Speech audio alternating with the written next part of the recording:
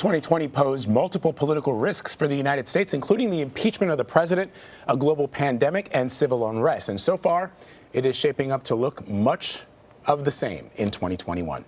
Earlier this month, Eurasia Group released its annual forecast of the top 10 political risks most likely to play out over the course of this year. Here to help us break it all down is Eurasia Group president and founder, Ian Bremmer. Ian, good to see you. Happy New Year. All right. Let's begin with this. President-elect Joe Biden is #1 on Eurasia's Group's list. Explain the reasoning behind this and why you added an asterisk. Yeah, precisely because there is such extraordinary levels of division, political division and dysfunction in the United States right now. Biden will, of course, be inaugurated on January 20th, but a substantial number of Americans, including President Trump, believe that that's illegitimate, and they've promoted that disinformation. Look, everyone's been asking me, why isn't coronavirus the top risk? And it's because we have vaccines for the coronavirus, Vladimir. We don't have a vaccine for the political divide and dysfunction in the U.S. This played out very, very dramatically, of course, on January 6th. And the fact that you have, all of these, you've got 10,000 National Guard now streaming to Washington, D.C., to defend the inauguration. You have the FBI talking about armed demonstrations planned for all 50 capitals and Washington, D.C. This is not business as usual in the United States. And we don't have a peaceful transition. That's a serious problem, irrespective of the vote on the House floor today. Yeah, that's a great point, that already at this point, this is not a peaceful transition. And so we can't turn that back around. But your #2 is the coronavirus. No surprise there, as you point out, because there's a vaccine, it didn't make it into the #1 spot. But you sort of argue that just like some people who contracted the coronavirus, they're suffering from what they call long haul syndrome. They have symptoms that remain, months after they've gotten over the virus. Same thing for the world in regards to the coronavirus. And it may not just be about our health. It's not. I mean, in 2020, it was mostly about our health. Some countries responding very effectively, others not on the healthcare side. And that led to radical differences in terms of how many people were hospitalized, how many people ended up dead in, let's say, the United States compared to Germany, or the UK compared to Japan. This year, once you get 10% of the population vaccinated, which is, in the U.S., a matter of weeks, within 8 weeks, we should be there. Your mortality rate is going to become a small fraction of what it was, because those are the people that are vulnerable. But the economic impact of those that can't socially distance as well for their jobs, aren't a part of the knowledge economy, don't have college degrees, that is going to persist much longer. So growing inequality in the wealthy countries between rich, and that's why the markets are doing so well right now compared to those that aren't, as well as bigger disparities between rich countries and poor countries, because we're rolling out the vaccines. But if you look at Southeast Asia, Sub-Saharan Africa, Latin America, those vaccines are rolling out much later. And they're also, a lot of them are Chinese vaccines. We just saw from Brazil, only 51% effectiveness of that vaccine compared to 95% for Pfizer, for Moderna. That means it's going to take a lot longer for those countries to rebound economically, and their governments are more indebted. It's harder for them to put the cash out to support their middle and working classes compared to, say, $3 trillion of additional stimulus that we expect over the course of 2021 here in the United States with Biden and now a 50-50 Democrat-controlled Senate. All right, Ian, let's talk climate change. President-elect Biden says he's ready to rejoin the Paris Agreement on day one.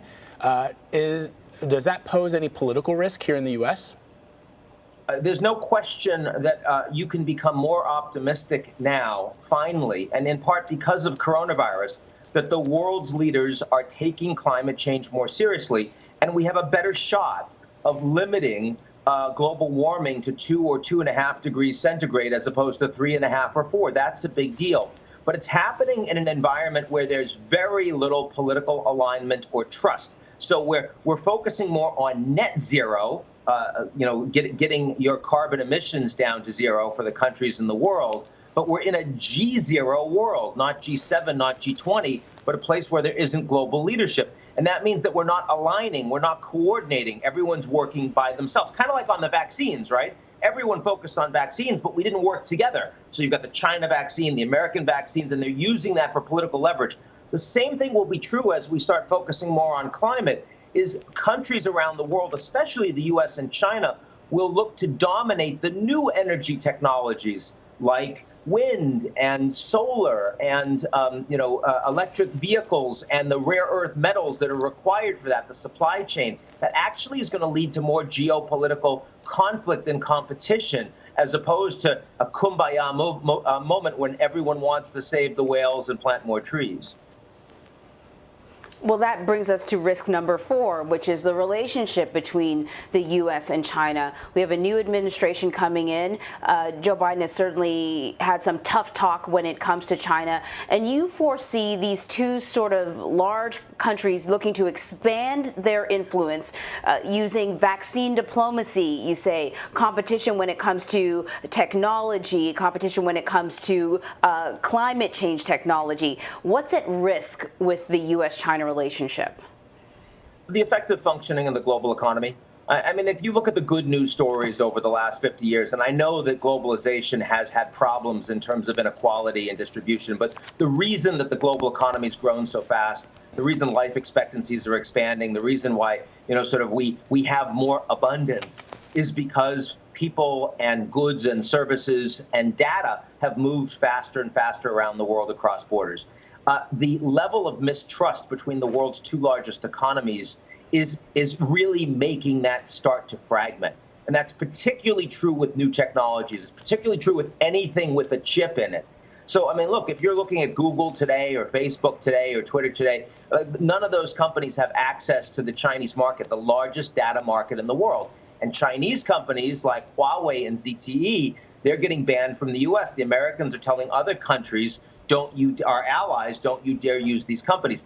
That's going to expand under Xi Jinping and his expected presidency for life, and also under Joe Biden. I mean, Joe's not going to shock the Chinese by a sudden announcement from a tweet. He's not going to engage in jingoism or xenophobia by calling coronavirus the China flu. But the underlying U.S. relationship towards China continues to be one of mistrust and suspicion. And with the two largest economies in the world in that orientation and so many areas where we're fighting each other, I mean, just in the last couple of days, you have China leaning in to Hong Kong and arresting all of these Democrats, including an American lawyer.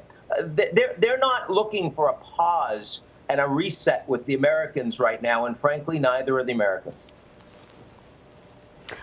Ian, we have to let you go, but there are obviously a number of other threats. You look at global data reckoning, a cyber tipping point, really interesting. You also look at it with increased lower demand for oil. What does that mean for the economies in the Middle East? Everyone, head to the website, EurasiaGroup.net, and you'll find it all there. Ian Bremmer, thank you. Great talking, guys. See ya.